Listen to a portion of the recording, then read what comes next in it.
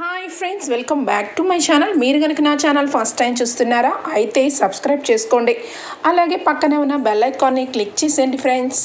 ఈరోజు ఎపిసోడ్ అయితే సూపర్గా అదిరిపోబోతుంది. ఎక్కడ కూడా స్కిప్ చేయకుండా మొత్తం చూసేయండి ఫ్రెండ్స్. అప్పుడే మీరు ఎంజాయ్ చేయగలుగుతారు. నచ్చినట్లయితే చిన్న లైక్ ఇచ్చి ఎంకరేజ్ చేసేయండి. ఇక ఎపిసోడ్లోకి అయితే వెళ్ళిపోదాం. ఈ ఎపిసోడ్ స్టార్ట్ అవగానే ఇక దుగ్గిరాల ఇంటికైతే రాజ్ అయితే వస్తాడు కావ్యకి ప్రపోజ్ చేయడం కోసం. ఇక రాజ్ దగ్గర చాలా మంచిగా ఉంటూనే ఇక కావ్యని రాజుని విడగొట్టాలని పెద్ద ప్లానే చేస్తుంది యామిని. ఇక మరొక పక్క ఇక స్వప్న తన పాపను తీసుకొని హాస్పిటల్కి అయితే బయలుదేరుతుంది. ఇటువైపు రౌడీలను అయితే ఇక పెట్టించి స్వప్నని కిడ్నాప్ చేయించేస్తుంది యామిని. ఆ విషయాన్ని కావ్యకి చెప్పి, నువ్వు ఎట్టి పరిస్థితుల్లోనూ నీ భర్త రాజ్ ఇంటికి వచ్చి నిన్ను ప్రేమిస్తున్నానని చెప్పినా కూడా నువ్వు ఆ ప్రేమని ఒప్పుకోకూడదు, రిజెక్ట్ చేయాలి. ఎప్పటికీ ఇక రాజుని కలవగను అని ప్రామిస్ చేసి రాజుని ఇంటి నుంచి పంపించేయాలి. అప్పుడే స్వప్న మీ ఇంటికి వస్తుంది.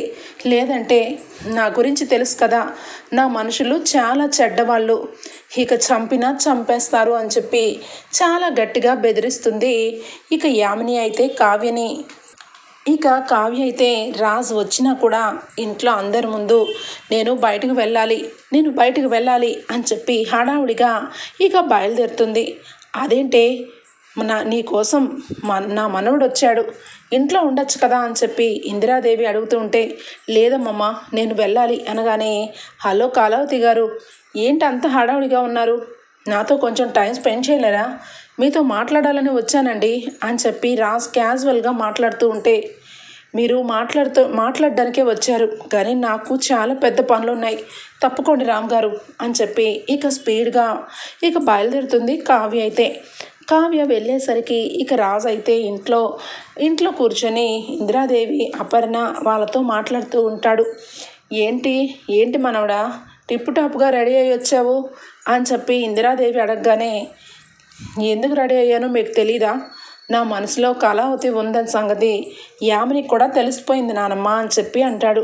అదేంటి ఎలా అనగానే, ఎలా ఏంటి, పెళ్ళి ఆపేశానని యామిని ఏం చేసుకుంటుందానని భయపడ్డాను, కానీ పాపం తను నా మనసులో ఉన్న ప్రేమని ఇక తెలుసుకొని స్వయంగా కళావతి గారిని ప్రపోజ్ చెయ్యి అని చెప్పి నన్ను పంపించింది అని చెప్పి అనగానే ఒక్కసారిగా ఇక అపర్ణ షాక్ అయిపోతుంది.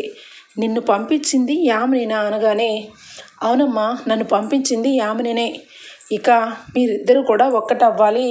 నేను నిన్ను ప్రేమించాను కానీ బావా, నీ మనసులో నేను లేనని తెలుసుకున్నాక ఇక నేను నీ వైపు నుంచి పక్కకి తొలగిపోయాను.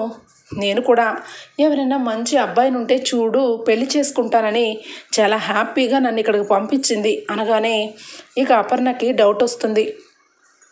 అదేంటి యామిని ఏదో చేయబోతుంది, అత్తయ్య ఆ యామిని సామాన్యురాలు కాదు, రాజుకి స్వయంగా ప్రపోజ్ చేయమని పంపించింది అంటే ఏదో నాకు డౌట్ కొడుతుంది అని చెప్పి అపర్ణ అంటుంది. కావ్య ఇక స్పీడ్గా బయటకు వెళ్ళి ఇక ఆటో ఎక్కి హాస్పిటల్కి వెళ్తుంది. అక్కడికే కదా అక్కెళ్ళింది, హాస్పిటల్ దగ్గరే కదా అని చెప్పి చుట్టువైపులా తిరుగుతూ ఉంటుంది. అక్కడ స్వప్న కనపడదు. స్వప్నక్క ఎక్కడికి వెళ్ళిపోయావక్క, ఎవరు నిన్ను తీసుకొని వెళ్ళారు అని చెప్పి ఇక కళ్ళు వెంట నీళ్లు పెట్టుకొని కావ్య సందు పరిగెత్తుకుంటూ వెతుకుతూ ఉంటుంది. ఇక అప్పుడు ఇక యామిని అయితే కాల్ చేస్తుంది. హలో కావ్య, ఏంటి మొత్తం మీ అక్క కోసం గాలిస్తున్నావా? నువ్వు అనవసరంగా టయాన్ని వేస్ట్ చేస్తున్నావు. నీకు నిజంగా మీ అక్క మీద ప్రేమ ఉందో లేదో నాకైతే అనుమానంగా ఉంది. నువ్వు సరాసరి తిన్నగా ఇంటికి వెళ్ళిపో. ఇంటికి వెళ్ళి రాజ్ నీకు ప్రేమని ప్రపోజ్ చేస్తాడు. ఆ ప్రేమని నువ్వు స్మూత్గా తిరస్కరించడం కాదు, జీవితంలో ఎప్పుడు కూడా నీ మొహం చూడడానికి రావద్దని చాలా గట్టిగా రాజ్ మనసు విరిగిపోయేలాగా మాట్లాడు. 2 నిమిషాలు స్వప్న మీ ఇంటికి వస్తుంది. లేదంటే పాపం అసలే పాప కూడా ఉంది కదా, తను కూడా పాపం ఏడుస్తూ ఉంది. ఎందుకంటే నా కళ్ళారా నేను చూశాను, స్వప్న అలాగే మీ అమ్మాయి ఇద్దరు కూడా పాపం బిక్కుమని చీకటి గదిలో రౌడీల చేత దెబ్బలు తింటున్నారు. మరి నువ్వు ఏం అర్థం చేసుకున్నావు మీ అక్కని? నీ ప్రేమని స్మూత్గా తిరస్కరించడం కాదని చెప్పాను కదా. సరాసరి వెళ్ళి రాజ్ ఇకెప్పుడు కూడా మీ గుమ్మం కూడా ఎక్కకుండా చెయ్యాలి అనగానే కావ్య ఒక్కసారిగా చూడు యామిని, నువ్వేం చేస్తున్నావో నీకు అర్థమవుతుందా? నువ్వు ఇంత ఘోరంగా ఏ రకంగా పుట్టావు అనగానే నా పుట్టుక తర్వాత గురించి విచారించొద్దు. నా పుట్టుక గురించి ఇప్పుడు డిస్కషన్ పెట్టావంటే నీకు అక్కడ మీ అక్క దక్కదు, నీ ఇష్టం అనగానే ఇక వెంటనే కావ్య ఏమి చెయ్యాలో తెలియని పరిస్థితి. ఇక వెంటనే కూడా ఏం గట్టిగా మనస్ఫూర్తిగా కూడా ఇక దండం పెట్టుకొని ఇంటికి బయలుదేరుతుంది. ఇక ఒక్కసారిగా ఇంట్లో అయితే రాజు అయితే మీ మనవరాలు ముక్కు మీద కోపం ఎప్పుడు ఎలా ఉంటుందో తెలీదు, అందరి ముందు నన్ను పెళ్లి చేసుకోమని చెప్పి ఇక యామిని మెడలో తాళిపొట్టు కట్టమని చెప్పి మరీ చెప్పింది. కానీ తను చెప్పి బాగానే ఉంటుంది, తన కళ్ళల్లో కళ్ళు పెట్టి చూడలేకపోయానమ్మా. తాళి కడుతుంటే అన్నీ కూడా మీ మనవరాలతో ఉన్న గుర్తులే గుర్తుకొచ్చాయి. ఇక నేను ఏదైతే ఏమైంది, నాకు కళావతి కావాలని ఫిక్స్ అయిపోయానమ్మా. అందుకే అంత ధైర్యం చేసి ఆ రకంగా మంగళసూత్రాల గొలుసు కింద పడేశాను అని చెప్పి ఇక అపర్ణకి ఇందిరాదేవికి చెప్తూ ఉంటాడు. ఇక అప్పుడే రుద్రాణి అయితే పైనుంచి వింటూ, తెలుసు నువ్వు కావ్యని మర్చిపోలేకపోతున్నావని, కావ్యలో డీప్గా లవ్లో ఉన్నావని. ఇప్పుడు చూడు, నీ మనసు ముక్కలు చేసి నువ్వు శాశ్వతంగా ఈ ఇంటికి రాకుండా ఇక చేస్తుంది అని చెప్పి ఇక వెయిట్ చేస్తూ ఉంటే కావ్య హడావుడిగా పరుగున లోపలికి వస్తుంది. చెమటలు నిండా చెమటలతో. ఒక్కసారిగా ఇంట్లో అందరూ కూడా కావ్య ఏమైంది కళావతి అని చెప్పి రాజు దగ్గరకు రాగానే ఇక ఏమైంది అని చెప్పి దగ్గరకు వచ్చి షోల్డర్ మీద చేయేస్తాడు. చెయ్యి ఫోర్స్గా తీసి కింద పడేస్తుంది కావ్య. ఒక్కసారిగా షాక్ అయిపోతాడు రాజు అయితే. ఏమైంది కళావతి, ఎందుకు అలా ఉన్నావు? ఇంతకీ నువ్వు వెళ్ళిన పని ఓకే అయ్యింది అనగానే, నేను వెళ్ళిన పని పక్కన పెట్టండి, మీరు వచ్చిన పని ఏంటో చెప్పండి అని చెప్పి కావ్య అడుగుతుంది. ఇక వెంటనే అపర్ణ, కళావతి ఏం చేస్తున్నావు, ఎందుకు వచ్చారో నీకు తెలీదా? అయినా నువ్వేంటి ఏదోలా మాట్లాడుతున్నావు అనగానే, అయ్యో అత్తయ్య, మీరు కొంచెం సేపు సైలెంట్గా ఉండండి, చెప్పండి రామ్గారు దేనికి వచ్చారు అని చెప్పి గట్టిగా అరుస్తుంది. దేనికి రావడం ఏంటి కళావతి గారు, మిమ్మల్ని నేను ప్రేమిస్తున్నాను, మీరంటే నాకు చచ్చేంత ప్రేమ, మీరు లేకపోతే నేను ఉండలేను, అందుకే పీటల వరకు వచ్చిన పెళ్ళిని ఆపేశాను. ఇంకా నా మనసు గురించి మీకు అర్థం కాలేదా? మీరు ఆ రోజు అన్నారు కదా, ప్రేమంటే చచ్చిపోతాననగానే బెదిరిస్తే ఓకే చెప్పేది కాదని, మనసులో ఉంటేనే ఇక అది ప్రేమని, అది మీరే కళావతి గారు అని చెప్పి చేతులు రెండు పట్టుకోగానే ఒక్కసారిగా చేతులు గట్టిగా విదిలించుకుంటుంది. ఇక కావ్య స్టన్ అయిపోతాడు రాజైతే. ఏంటి మీ ఇష్టం వచ్చినట్టుగా ఇంటికి రావటం, ప్రపోజాలు చేయడం, ఇక పిచ్చి మాటలు మాట్లాడుతున్నారు. అసలు మీ మనసులో నేను ఉండడం ఏంటి? పీటల వరకు పెళ్ళి పెట్టుకొని ఆ యామినిని పెళ్లి చేసుకుంటానని పీటలు ఎక్కారు. ఇక ఏదో ఆలోచించుకొని పెళ్ళి ఆపేసి ఇప్పుడు నా దగ్గరకు వచ్చారు. అది ప్రేమ అంటారా? ఇది ప్రేమ కాదు, ఇంకేదో. అయినా నాకు ఒకటి అర్థం కావట్లేదు, నేను మిమ్మల్ని ప్రేమించట్లేదు కదా, పెళ్ళి ఎలా చేసుకుంటాను అనుకుంటున్నారు? నేను మిమ్మల్ని అస్సలు ప్రేమించట్లేదు, అసలు మీరంటేనే నాకు ఇష్టం లేదు. మొట్టమొదటి నుంచి ఏదో రోడ్డు మీద కళ్ళు తిరిగి పడిపోతే హాస్పిటల్లో అడ్మిట్ చేశారని ఏదో కొంచెం కృతజ్ఞత వల్ల మీతో క్లోజ్గా ఫ్రెండ్షిప్ చేస్తుంటే అది అడ్డం పెట్టుకొని ఇంటికి వచ్చి నా క్యారెక్టర్ని బ్యాడ్ చేయాలనుకుంటున్నారా? అసలు ఈ ఇంటికి మీకు ఏంటి సంబంధం? వెళ్ళిపోండి, ఇక్కడి నుంచి వెళ్ళిపోండి అనగానే ఇక అపర్ణకి ఇందిరాదేవికి చాలా కోపం వస్తుంది. కావ్య అని చెప్పి గట్టిగా అరుస్తుంది అపర్ణ. ఇందిరాదేవి ఒకవైపు, ఏం చేస్తున్నావే నువ్వు, అసలు ఏమైందే నీకు, దెయ్యం ఏమన్నా పోనిందా అనగానే, దెయ్యమో పోనలేదు, ఎవరూ పోనలేదు, నా మనసులో ఈ రామ్ గారు లేరు, అయినా కూడా ఈ ఇంటికి వస్తూ ఉంటే నా గురించి ఏమనుకుంటారు? చూడండి రామ్ గారు, మీరు ఎప్పటికీ కూడా నా దగ్గరికి రాకూడదు, నా మొహం చూడొద్దు, మీరు దయచేసి ఇక్కడి నుంచి వెళ్ళరా అని చెప్పి రాజ్ మనసు ముక్కలైపోయేలా మాట్లాడుతుంది కావ్య. ఒక్కసారిగా రాజ్కి కళ్ళ నిండా నీళ్ళు తిరుగుతాయి. కళావతి గారు, ఇది మీరేనా ఇలా మాట్లాడేది? అనగానే నేనే మాట్లాడుతున్నాను. ఏ మీకేమైనా డౌటా? వెళ్ళిపోండి, ఇంకెప్పుడు కూడా మీ మొహం నాకు చూపించకూడదు అని చెప్పి ఇక లోపల గుండె నిండా బాధ పెట్టుకొని కావ్య ఇక స్వప్న కోసం రాజ్ మనసు విరిచేస్తుంది. ఇక ఒక్కసారిగా రాజ్ గుండె బద్దలైపోతుంది. అక్కడి నుంచి ఇక వెనక్కి వెళ్ళిపోతాడు రాజ్. అయితే ఇక ఒక్కసారిగా ఇక పరుగున లోపలికి వస్తుంది కావ్య. ఏమైంది దీనికి, ఏమైంది? రాజుని మనసు ముక్కలు చేసి పంపిస్తుంది. పాపం వాడు ఎంత బాధపడి ఉంటాడో, దీనికి ఏమైంది అనగానే ఏమో కావ్య ఏం చేసినా ఏదో ఒక పరిష్కారం అయితే ఉంటుంది, ఏదో జరిగి ఉంటుంది, ఏమైందో దాన్ని అడిగి తెలుసుకుందాం పదండి అని చెప్పి ఇక మొత్తానికైతే కావ్య రూమ్లోకి ఇందిరాదేవి అపర్ణ పరుగున వస్తారు. ఇక కావ్య అయితే కళ్ళు నిండా నీళ్లు పెట్టుకొని బోరున ఏడుస్తుంది. ఏంటే, ఏమైందే, ఎందుకు ఏడుస్తున్నావే? నిన్ను ఎప్పుడు కూడా కోడల్లాగా ఉద్దేశించలేదు, ఒక కూతురులాగే అనుకున్నాను. అందుకే నీ కాపురం చక్కబడాలని మేమందరము కలిసి రాజుని ఇక ప్రతిరోజు కూడా నిన్ను ప్రపోజ్ చేయమని, నిన్ను పెళ్లి చేసుకోమని అడుగుతూనే ఉన్నాము. వాడి గతాన్ని కూడా గుర్తు చేయకుండా నీ జీవితం కోసమే నీ గురించి ఆలోచించాము. కానీ ఈరోజు నువ్వు ఎందుకు ఇలా మాట్లాడావో అసలు అర్థం కావట్లేదు, ఎందుకు ఏడుస్తున్నావో అర్థం కావట్లేదు, అసలు ఏం జరుగుతుంది కావ్య అని చెప్పి అపర్ణ ఇక నిలదీస్తుంది. ఇక వెంటనే అప్పుడే కాల్ వస్తుంది కావ్యకైతే. కావ్య ఒక్క నిమిషం అత్తయ్య అని చెప్పి ఇక కాల్ లిఫ్ట్ చేస్తుంది. వెంటనే ఇక వీడియో కాల్ వస్తుంది. వెంటనే వీడియో కాల్ అయితే చూస్తుంది. అందులో స్వప్న పాప ఏడుస్తూ ఉంటుంది. స్వప్న నీరసంగా కళ్ళు మూస్తూ తెరుస్తూ ఇక నీరసమైపోతూ ఉంటుంది. ఇక పాపకి పాలు కావాలి, ప్లీజ్ పాలు తీసుకురండి, ఒక్క బాటిల్ పాలు తీసుకురండి అని చెప్పి కావ్య రిక్వెస్ట్ చేస్తూ ఉంటే, ఏంటి తెచ్చేది, మాకు మేడం ఆర్డర్ చేయలేదు, ఆర్డర్ రావాలి, అప్పుడే నీకు పాలు, అప్పటి వరకు నోరెత్తావో చంపి పడేస్తాం అని చెప్పి అంటూ ఉంటారు.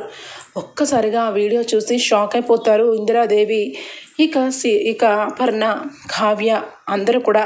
కావ్య ఏంటి ఇది, స్వప్న ఏంటి అనగానే, అత్తయ్య స్వప్నక్క కిడ్నాప్ అయింది, అది ఆ యామిని చేసింది. నిజానికి ఆ యామిని పెళ్ళి ఆగిపోయిన తర్వాత మామూలుగా కూర్చొని వెళ్ళిపోవడానికి అది యామిని, అందుకే అది నన్ను టార్గెట్ చేసింది. ఆయన ఇంటికి వచ్చి ప్రపోజ్ చేస్తారని తనకు తెలుసు.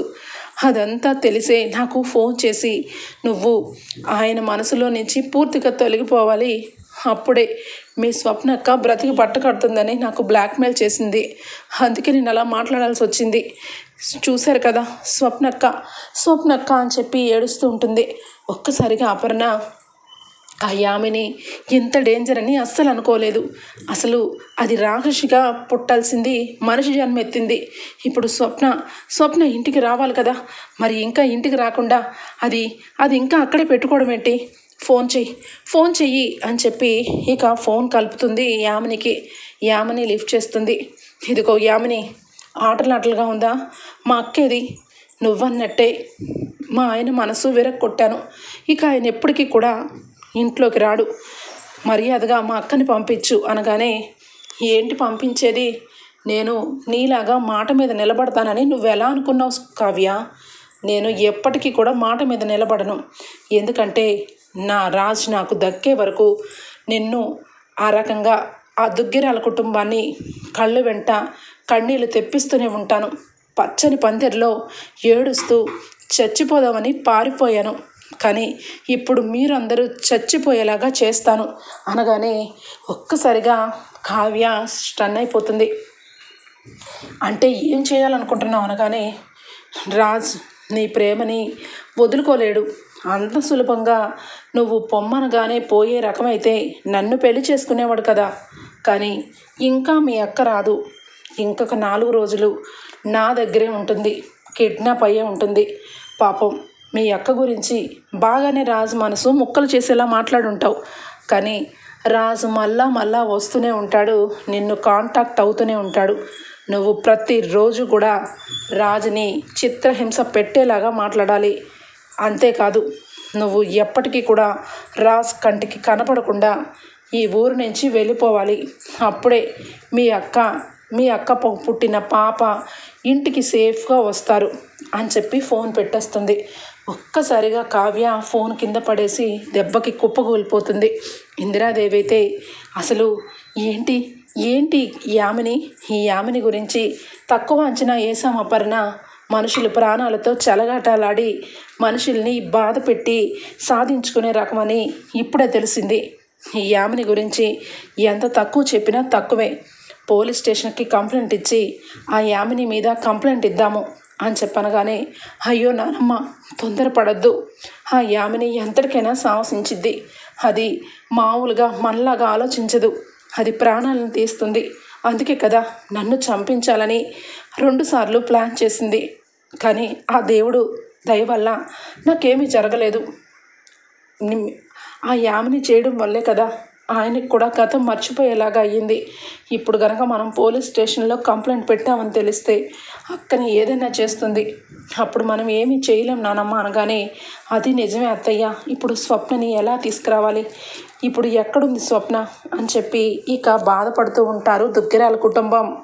ఇక ఇంటికి రాజు అయితే చాలా బాధపడుతూ ఇంటికి వస్తాడు. యామిని చూసి, బావా ఏంటి బావా ప్రపోజ్ చేసావా? ఇక నువ్వు కళావతి ఇద్దరు కూడా పెళ్లి చేసుకుంటే హ్యాపీగా ఉంటుంది. ఇక మీ ఇద్దరు కూడా చూడ చక్కటైన జంట కదా బావా అనగానే, ఇక కళ్ళు నిండా నీళ్లు పెట్టుకొని రాజు అయితే ఏమి మాట్లాడు అలాగే కూర్చుంటాడు. ఏమైంది బావా ప్రపోజ్ చేసావా లేదా అనగానే, చేయలేదు, సారీ చేశాను, కానీ కళావతి గారే నా ప్రేమని ఇక ప్రపోజల్ని పక్కన పెట్టేసి ఇక నన్ను మర్చిపోమని చెప్పారు. అసలు కళావతి ఆ రకంగా ఎలా మాట్లాడింది, నిజంగా నన్ను ప్రేమించలేదా అని చెప్పి బాధపడుతూ ఉంటాడు. ఇక మాటలు విని, ఏంటి బావా ఏం మాట్లాడుతున్నావు, కళావతి డెఫినెట్గా నిన్ను ప్రేమించింది, అది నాకు అర్థమైంది అనగానే, కదా యామిని, అందుకే తను ఏదో కారణం లేకుండా అలా మాట్లాడదు. తను నన్ను ఇంట్లో నుంచి వెళ్ళిపోమంది, కానీ నేను ఆ విషయంలో బాధపడట్లేదు.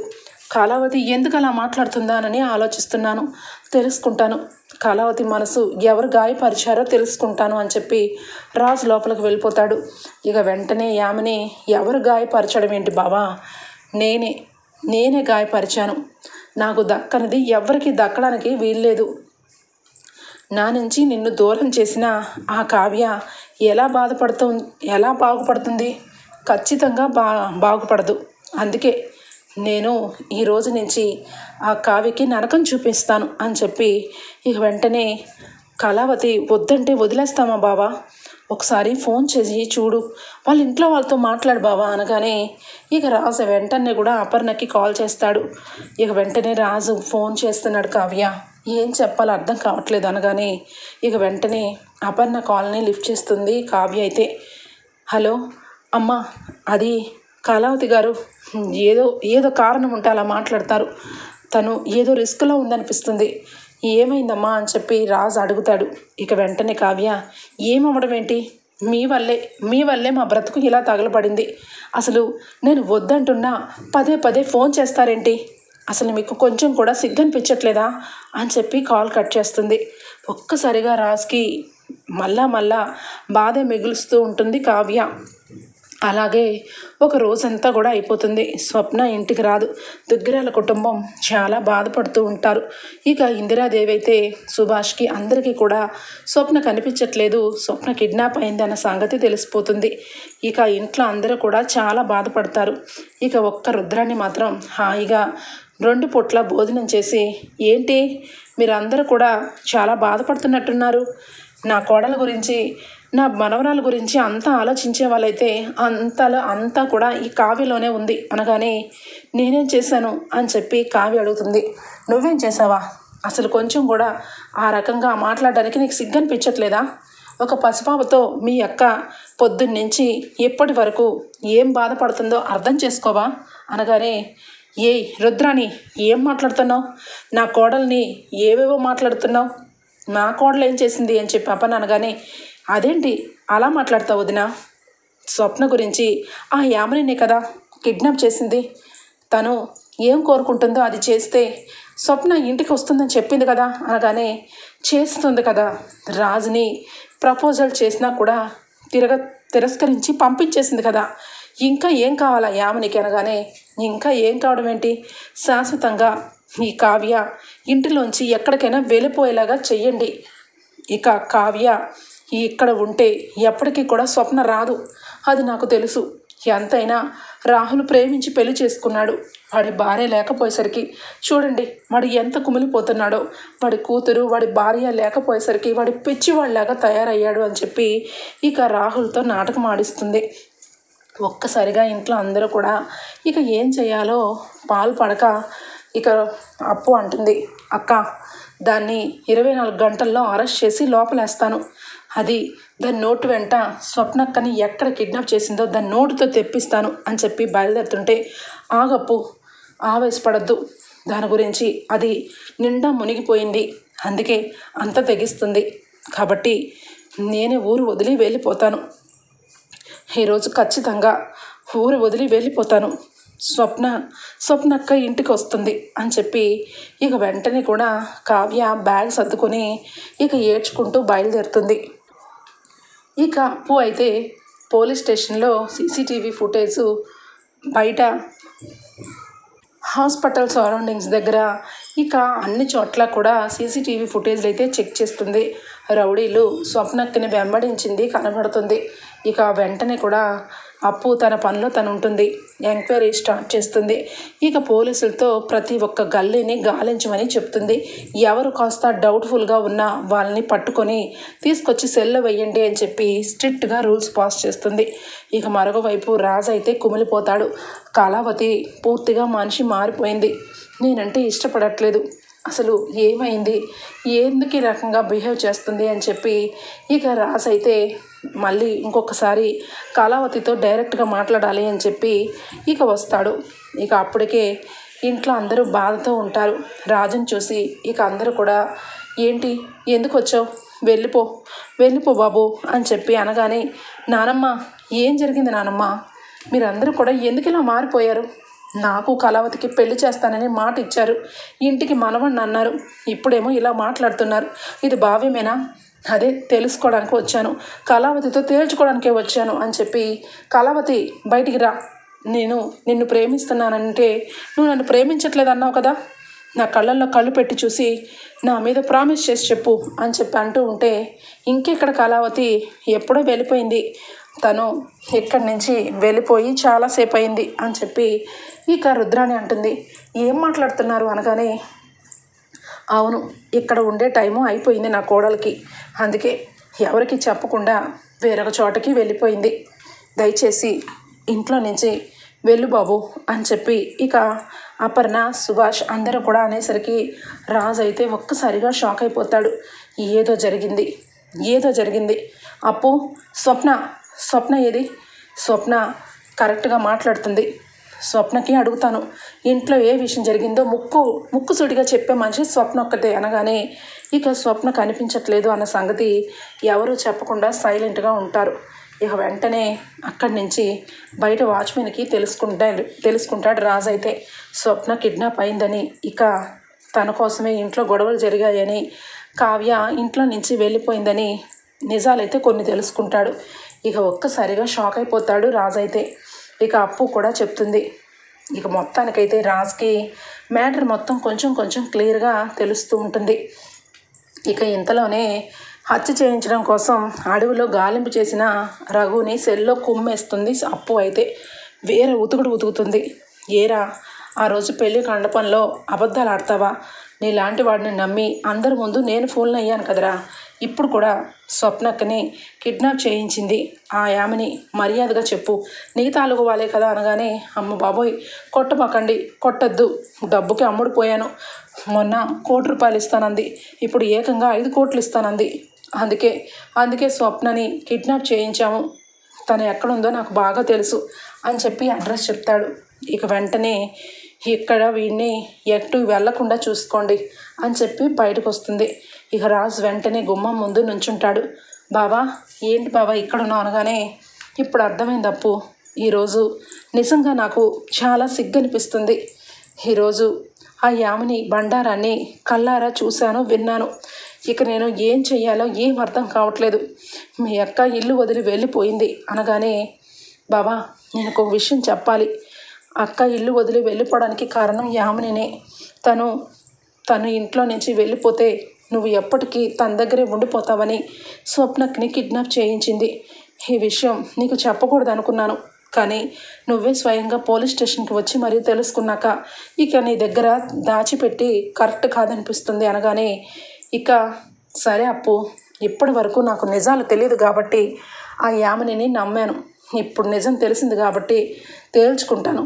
పద, ఎక్కడ దాచిపెట్టిందో తెలుసుకొని స్వప్నని బయటకు తీసుకొచ్చి కావ్యని వెతికి పట్టుకొని ఆ యామిని సంగతి చెప్తాను.